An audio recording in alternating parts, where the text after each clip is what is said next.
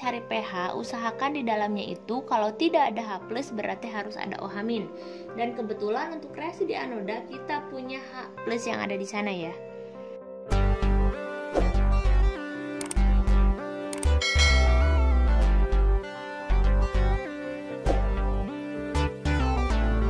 Halo, ketemu lagi di channelnya Irma Safitri, channel yang membahas materi pelajaran kimia.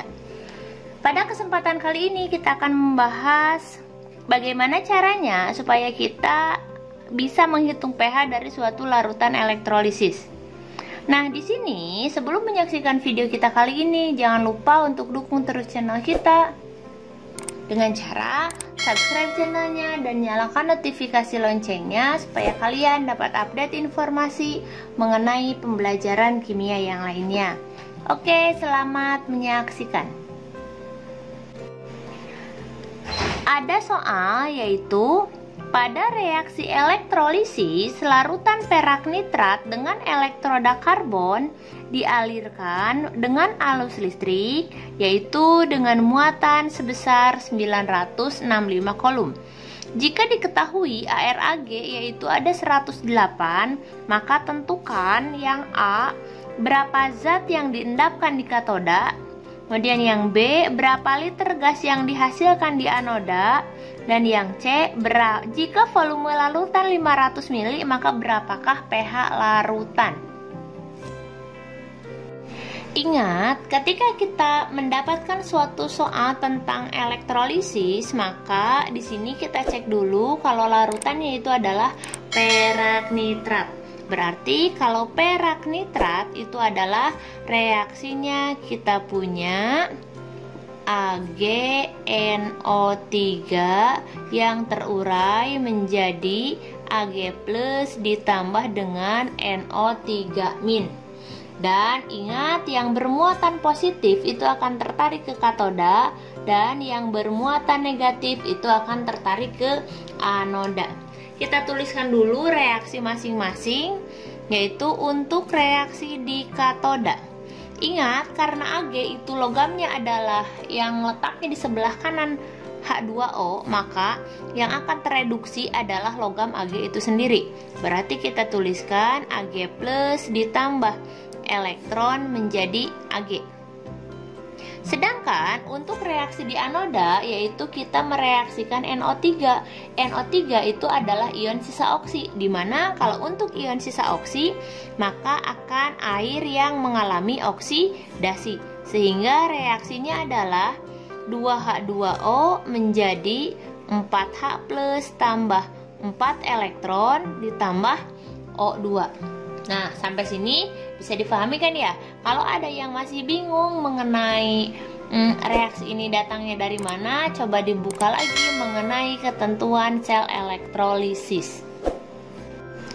Dan kita juga bisa menghitung F, di mana rumusnya itu adalah Ki per 96500, di mana dari soal kita dapatkan kalau nilai Ki-nya itu adalah 965 dibagi dengan 96500, sehingga kita dapat nilai untuk muatannya yaitu 0,01 Faraday. Ingat, karena 1 Faraday itu sama dengan 1 mol elektron, maka 0,01 Faraday itu akan sama dengan 0,01 mol elektron. Nah, seperti ini ya. Dimana untuk menjawab pertanyaan yang A yaitu berapa gram zat yang diendapkan di katoda, berarti ini kita cari dengan hukum Faraday yang pertama, dimana W sama dengan E kalikan dengan F ya. Nah, di sini E-nya itu adalah AR ya. AR-nya AR siapa? Tentu saja ini adalah AR Ag ya. Di mana rumus E itu adalah AR per muatan kita kalikan dengan F. Nah, ini rumusnya seperti ini ya. WEF atau boleh dilangsungkan WET seperti itu juga boleh, nggak masalah ya. Kita masukkan angkanya, AR-nya itu adalah 108 dengan muatannya di sini ada. Muatannya adalah 1, kita kalikan dengan F jumlah Faradaynya yang kita punya dari perhitungan di awal yaitu 0,01 Faraday. Sehingga di sini bisa kita dapatkan kalau massa yang diendapkan di katoda adalah sebesar 1,08 gram. Kemudian untuk menjawab yang B atau yang ditanyakan adalah volume gas yang ada di anoda.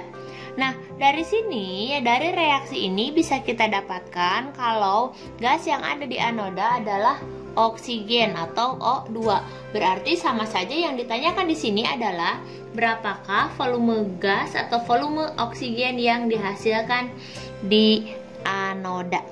Nah, kita mulai dari mana? Kita mulai dari reaksi saja.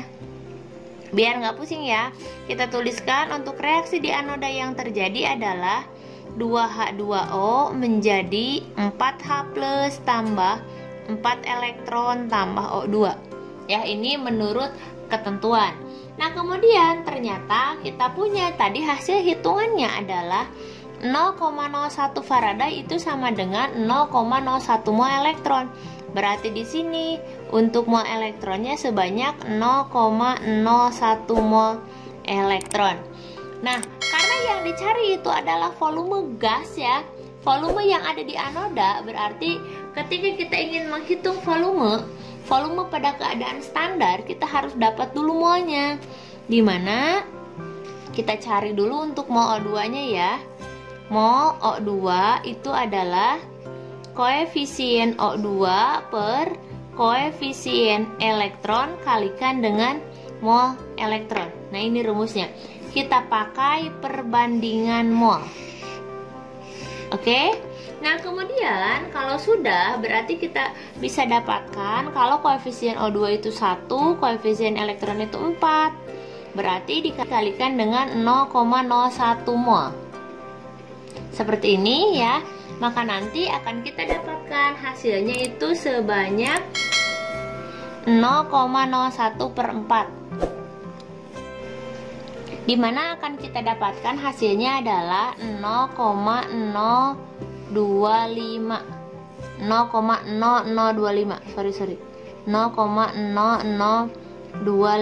mol, atau kita tuliskan saja 2,5 kali 10 min 3 mol. Ingat, yang ditanyakan di sini adalah volume STP ya, dimana volume STP sama dengan rumusnya, ada yang masih ingat? Yaitu mol kali 22,4, seperti itu ya. Nah, ini rumusnya. Molnya itu kita punya 0,0025 atau 2,5 kali 10 min 3 kita kalikan dengan 22,4, maka hasilnya ketemu ya, itu adalah 0,056 liter, atau kita rubah saja ke dalam mili, yaitu 56 mililiter. Ini jawaban untuk yang B, yaitu volume gas yang dihasilkan di anoda. Untuk yang C, yaitu jika volume larutannya adalah 500 mili, maka berapakah pH larutan? Nah, di sini kita tuliskan dulu reaksi yang di anodanya ya, karena di katoda itu tidak memungkinkan bagi kita untuk mencari pH. Karena apa? Karena ketika kita ingin mencari pH, usahakan di dalamnya itu kalau tidak ada H+ berarti harus ada OH-. Dan kebetulan untuk reaksi di anoda kita punya H+ yang ada di sana ya.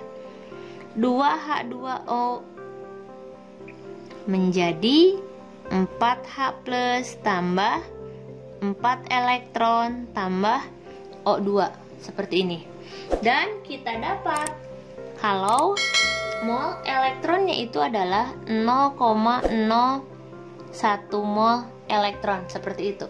Nah, berarti di sini yang akan kita cari pertama kali adalah mol H+, di mana mol H+ sama dengan Karena koefisiennya sama 4/4, berarti sama aja saya tuliskan dengan 1/1 kali 0,01 mol. Maka didapat hasilnya adalah 0,01 mol H+. Kemudian dari sini kita bisa cari konsentrasi H+, di mana konsentrasi H+ itu adalah mol per volume dalam liter. Molnya kita dapat 0,01 atau di sini 1 kali 10 pangkat min 2 per volumenya itu adalah 500 mili ya, 500 mili itu berarti kita bagi dengan 1000, kita dapat 0,5 atau 5 kali 10 pangkat min 1. Berarti di sini nanti akan kita dapatkan kalau 1/5 itu kan 0,2 ya. 0,2 min 1-nya pindah ke atas berarti jadi +1. Jadi 0,2 kali 10 pangkat min 1 molar, atau bisa kita tuliskan 2 kali 10 pangkat min 2 molar. Dan dari sini kita bisa cari kalau nilai pH untuk larutan ini, pH sama dengan min log konsentrasi H+. H+-nya kita punya sebesar 2 kali 10 pangkat min 2, berarti pH-nya adalah min log 2 kali 10 min 2, hasilnya adalah 2 min log 2. Inilah pH untuk larutan AgNO3 atau perak nitrat yang sudah dielektrolisis. Oke, itu tadi bagaimana cara menghitung pH dari suatu larutan elektrolisis. Terima kasih sudah menyaksikan video kita kali ini. Jangan lupa untuk dukung terus channel kita dengan cara subscribe channelnya dan nyalakan notifikasi loncengnya supaya channel kita lebih berkembang lagi. Kalau ada pertanyaan atau ada usulan untuk materi yang dibahas selanjutnya, boleh tuliskan di kolom komentar. Oke, sampai jumpa di video selanjutnya.